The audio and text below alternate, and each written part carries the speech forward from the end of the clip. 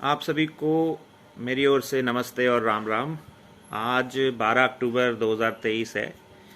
मैं आज सुबह जब न्यूज़पेपर पढ़ रहा था तो उसकी पहली जो हेडलाइन होती है वो जब मैंने देखी तो मुझे कुछ बात याद आई और मैंने सोचा कि आप लोगों के साथ भी उसको शेयर करता हूँ।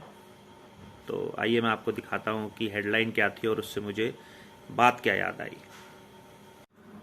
तो ये है आज का न्यूज़पेपर 12 अक्टूबर का।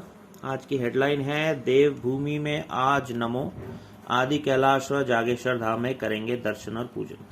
बहुत बहुत स्वागत है मोदी जी का। ऐसा बताते हैं कि भगवान शिव के भक्त हैं और जागेश्वर धाम भगवान शिव का ज्योतिर्लिंग है, तो आप आए हैं, बहुत अच्छी बात है। लेकिन इस जागेश्वर धाम के विषय में मैं आम जनता को, उत्तराखंड की कुमाऊं की जनता को ये बताना चाहता हूँ कि ये जागेश्वर धाम जो है इसको मेंटेन करने के लिए एक संस्था है, एक संगठन है, और वो संस्था और संगठन जो है उसका नाम है जागेश्वर मंदिर प्रबंधन समिति ट्रस्ट अल्मोड़ा। अब ये जो संगठन है, ये संगठन 2014 से बना हुआ है और इसको मैनेज करने का काम, इसके चेयरमैनशिप जो है अल्मोड़ा के कलेक्टर के पास है। तो आप समझ सकते हैं कि सरकारी तंत्र है जो इसको मैनेज करता है, उसमें कई सदस्य होंगे। और भारत में जो सरकार चलती है वो है संविधान के अनुसार 1975 में सेक्युलर सरकार बन चुकी है। तब से सेक्युलर शासन हमारे चल रहा है देश में, और हमारे उत्तराखंड में अल्मोड़ा में भी ये जो मंदिर समिति है इसको भी हमारी सेक्युलर सरकार चला रही है। उन्हीं की नीति निर्देश पर ये चलता है। डीएम साहब कुछ अपनी मर्जी से नहीं करते हैं, जो नीतियां बनी हुई हैं उनको ही चलाते होंगे, और ये नीतियां बनाने का काम होता है सरकार का। सरकार जब चाहे इसे बदल सकती है, जब चाहे इसमें संशोधन कर सकती है। तो पिछले कई वर्षों से ये चल रहा है। अब हमारे इस ट्रस्ट के कुछ एम्स एंड ऑब्जेक्टिव हैं, तो उन एम्स एंड ऑब्जेक्टिव का मैंने एक स्क्रीनशॉट लिया था, आज से 15-20 दिन पहले का है ये, जिसका मैं आपको मोबाइल से लिया था। वेबसाइट पे, सरकारी वेबसाइट पे जाके आप देख सकते हैं, uk.gov.in इनका डोमेन नेम है। तो इसके एम्स एंड ऑब्जेक्टिव का पॉइंट नंबर 6 है, grant of donation to any temple, mosque, church, gurudwara and some other places of worship and for religious institution. तो हिंदुओं के मंदिर का पैसा ये ट्रस्ट जो है डोनेट कर रहा है, दान कर रहा है। किनको कर रहा है? मस्जिदों को, चर्च को, गुरुद्वारों और अन्य रिलीजियस इंस्टीट्यूशन। कुछ भी हो सकता है, हज हाउस हो सकता है, कोई और अनाथालय, कुछ एनीथिंग, कुछ भी हो सकता है, रिलीजियस इंस्टीट्यूशन। तो ये काम करने का हक इनको किसने दिया? हिंदू मंदिरों का पैसा, हिंदू भक्तों के द्वारा दिया गया धन, अपने इष्ट को, अपने देवता को, अपने मंदिर को जो ये बांट रहे हैं, बंदर बांट।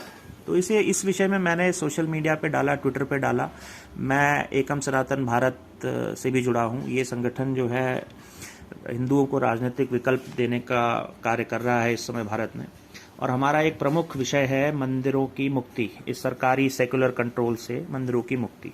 और हमारा वो मंदिर जहां आज मोदी जी दर्शन करने आ रहे हैं, वो उत्तराखंड में डबल इंजन भाजपा सरकार के अंदर रहते हुए इतने वर्षों से, 9 वर्षों से मोदी जी, 9.5 वर्षों से सरकार है, और उत्तराखंड में भी 2 बारी सरकार बन चुकी है भाजपा की, कंटिन्यूस चल रही है।